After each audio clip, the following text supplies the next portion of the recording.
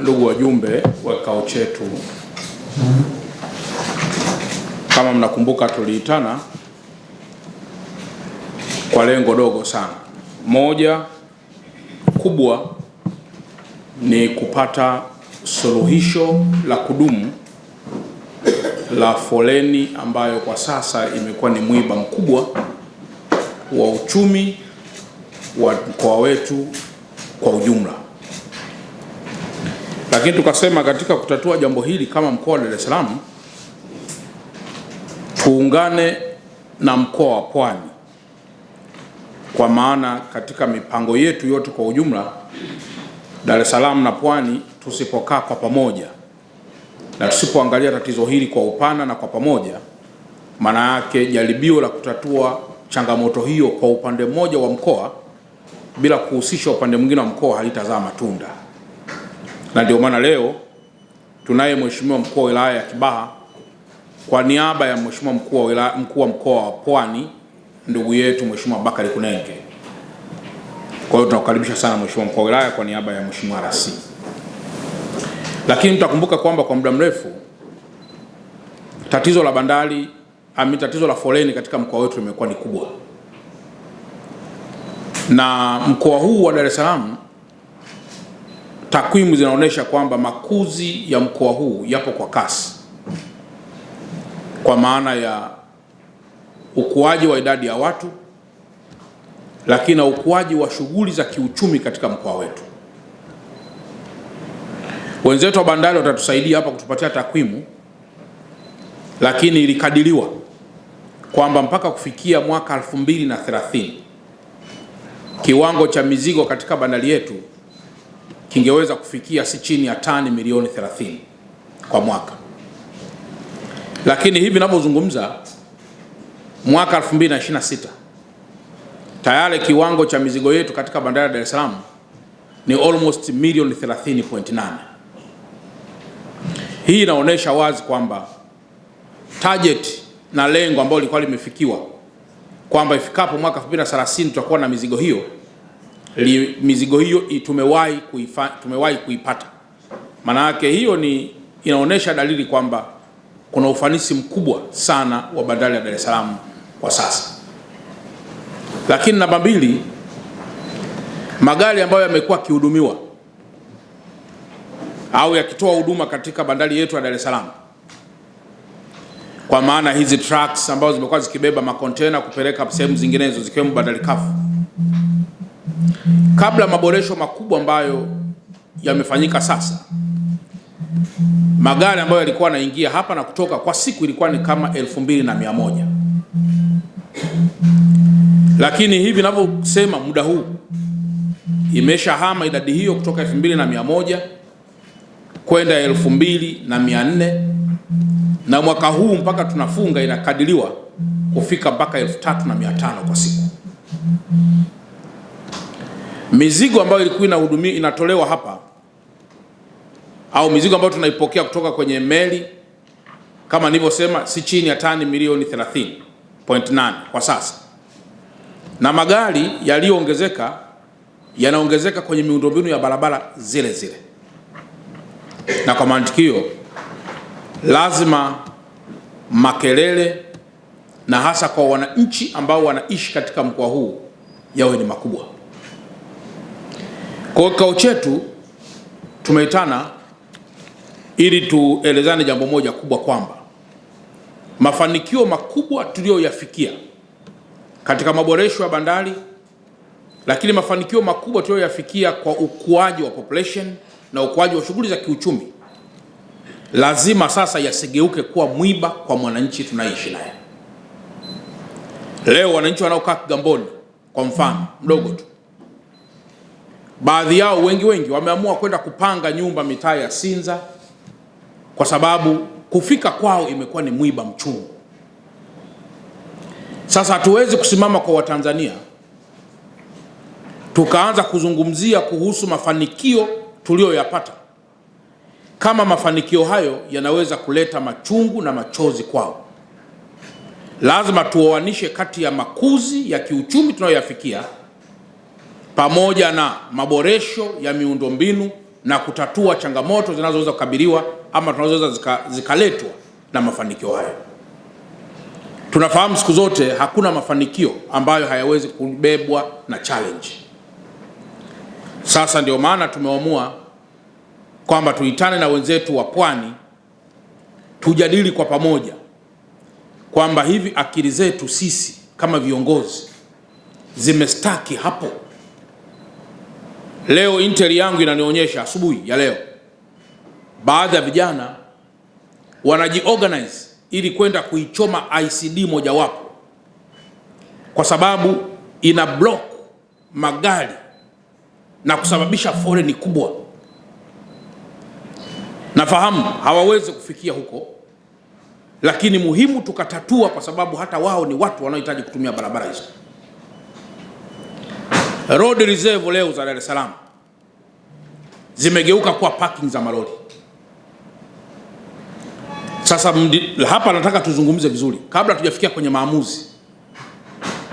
Hivi lori linatakiwa lipaki wapi? Kama zile road reserves ambazo tunasema hizi is for the public use, leo inakuwaje road reserve muda wote wa saa 24 pembeni yake kuwa kuna lori ambalo limekaa?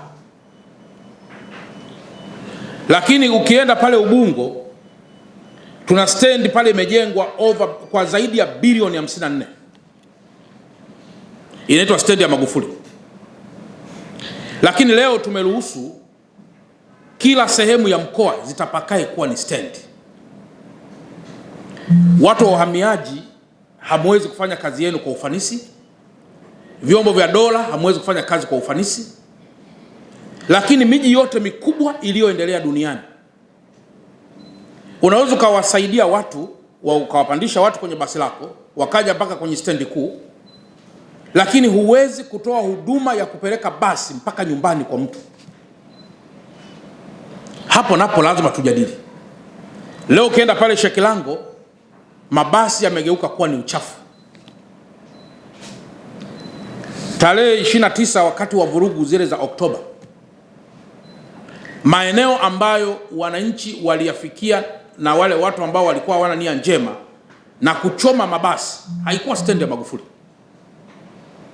Mabasi ambayo yalikuja kuchomwa yalikuwa ni yale yaliyo nje kabisa na utaratibu wa mfumo huo ambao tunao. Hatukatai ofisi kuwa eneo lolote, lakini mabasi kama kweli tumedhamiria kutatua matatizo ya Watanzania, hatuwezi kuruhusu kila kitu kikawa kwenye njia kuu. Sasa leo kwenye ule mnyororo wa kiuchumi, kwenye chain value advantage ya huo usafirishaji, leo basi likishusha abiria stendi ya Ubungo, mtu wa daladala, mtu wa taxi, mtu wa pikipiki na mtu wa bajaji naye anategemewa ale chakula kwa kutumia kumpokea mtu kutoka stendi ya Magufuli na kumpeleka pale ambapo anapahitaji. Lakini basi nao likichomoka moja kwa moja kuleta mpaka anakokwenda abiria, maana yake kilio cha mtu wa bodaboda kukosa abiria, kilio cha mtu wa bajaji kukosa abiria, itafika mwishoni tutaalize ugomvi mkubwa kati ya wamiliki wa mabasi na bodaboda na bajaji. Ugomvi wao mkubwa itakuwa kwa nini tunanyang'anyana abiria wakati ninyi mnatakiwa kuishia eneo fulani. Nimemsikiliza Mheshimiwa Waziri wetu wa mambo ya ndani kuhusiana na baadhi ya matishio ambayo yanakuwepo katika mikoa yetu na katika nchi kwa ujumla na watishiaji. Kikao hiki nataka kitoke na majawabu kwamba je, pamoja na hayo sisi utaratibu wetu wa mabasi na mambo mengineyo yanayohusiana na hayo tuendelee kuyaacha kama yalivyo au tuchukue hatua sasa? Lakini kuna jambo jingine ambalo pia linalalamikiwa kwa muda mrefu wenzetu wa TANROADS, mizani, na kwamba tukitoka hapa tutapita kwa pamoja kwenye mzani wa Kurasini tukajifunze teknolojia iliyoko hapo na inamaanisha nini, kwamba kwa magari karibu 3000 na ambayo yanahudumiwa kwa sasa, je, yote yanategemea mzani huo mmoja? Je, kuna umuhimu mzani huo kuwa hapo ulipo? Je, ni kweli mzani huo unasababisha foleni? tukajifunze pia, ili kama ni tatizo kweli tuweze kuutatua.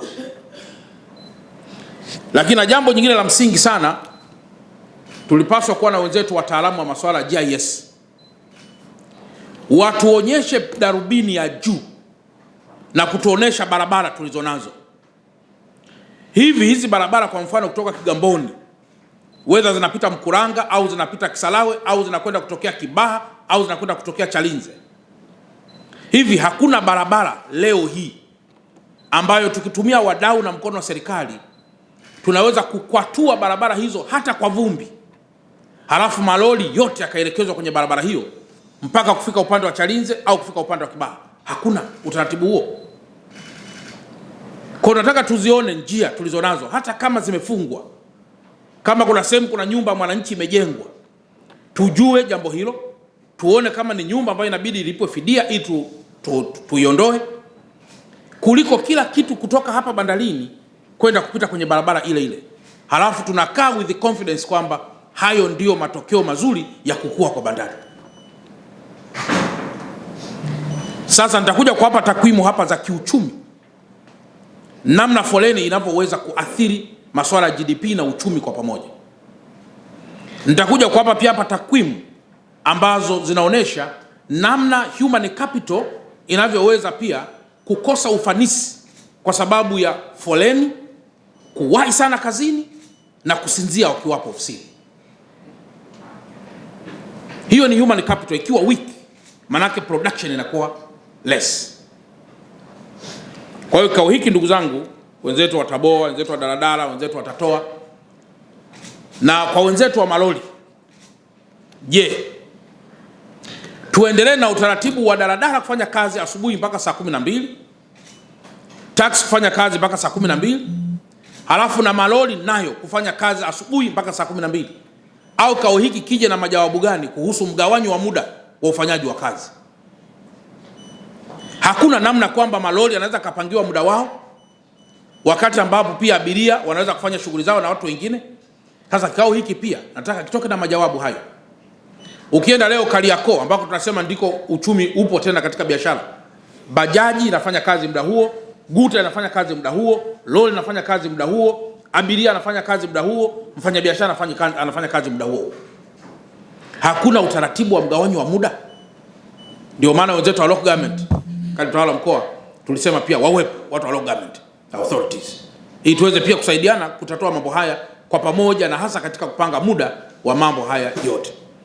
Sasa haya mambo tunapoyafanya, lengo letu kubwa ni kwamba ukiona tumekaa kama viongozi, mafanikio yanabadilika kuwa muhogo mchungu, maana yake tunahitilafisha na kuleta mgogoro wa chuki kati ya wananchi na serikali.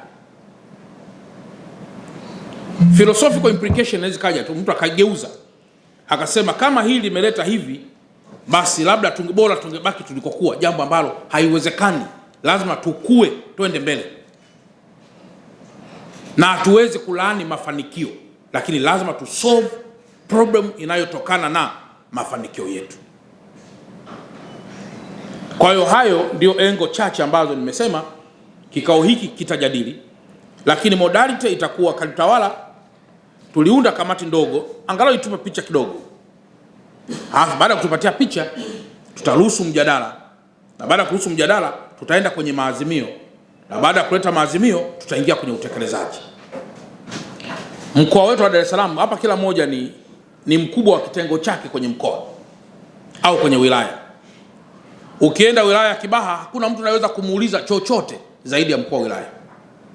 Au ukienda wilaya ya Ubungo, hakuna mtu anayeweza kumuuliza chochote zaidi ya mkuu wa wilaya ya Ubungo. Ukija kwenye mkoa wetu wa Dar es Salaam, tuna RPC watatu. Kila RPC atawajibika kuzungumza jambo. Lakini kuna watu wa magereza, kuna watu wa uhamiaji, kila mmoja atajibu kipengele chake. Kuna watu wa LATRA, kuna watu wa TPA, kuna watu kila mmoja lazima ajibu kipengele chake kwenye level ya mkoa. Na mimi nikiulizwa na Mheshimiwa Rais kwenye level ya mkoa, au ndugu yangu Abubakar Kunega akiulizwa, anajibu mambo yanayohusu mkoa wa Pwani. Sasa jambo la mwisho ambalo pia tutakubaliana ni kwamba mipaka ya kiserikali kati ya Dar es Salaam na Pwani itaendelea kuheshimika, lakini mipango ya kimaendeleo mkoa wa Dar es Salaam lazima tuanze kukaa kwa pamoja kati ya Dar es Salaam na Pwani, kwa sababu Dar es Salaam inapokuwa inachukuliza na Pwani. Leo mtu akifika Kibaha haelewi kama yuko Dar es Salaam, haelewi kama yuko Pwani. Leo mtu akifika Mlandizi ukimuuliza uko wapi, anasema bwana nimeshaingia Dar, yuko Mlandizi hapo. Akifika pale Bagamoyo pale, akija akisogea bwana wapi, nimeshaingia Dar es Salaam bwana, lakini kumbe yuko hata Mapinga hajafika.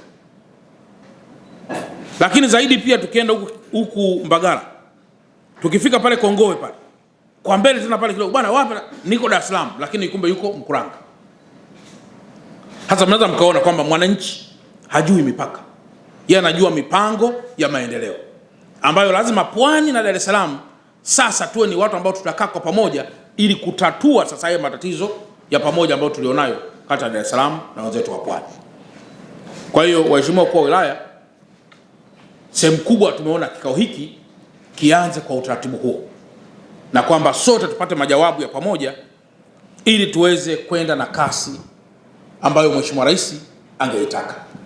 Mnakumbuka hata tarehe 29 wakati wa zile vurugu, yapo mabasi ambayo yaliunguzwa kwenye barabara yakiwa yamesimama, yako kwenye foleni ya kawaida. Sasa lazima tuhame huko kutoka kwenye foleni, kutoka kwenye foleni twende kwenye foleni inayotembea kwa haraka, ili Watanzania wasiweze kutuchukia na kuichukia serikali yao. Kwa hiyo baada ya kusema haya, sasa katibu tawala mkoa, sasa unaweza kaendelea na ratiba kadri ambavyo tumejipanga, na ile kabati yetu sasa inaweza ikafanya uwasilishaji mdogo, halafu wenzetu watachangia, tutafanya maboresho, tutafanya mjadala, tutakwenda kwenye mahitimisho. Na jambo jingine pia ambalo ni muhimu pia kuja kufanya, nimeona pia wenzetu wa ICD wako hapa na wenzetu wa TASAC wapo. TASAC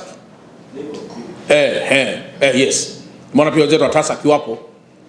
Kwa hiyo tuje pia tuangalie uwingi wa ICD ambao leo unakuwepo, na hasa kwenye makazi ya watu. Kwa wiki pia kiseme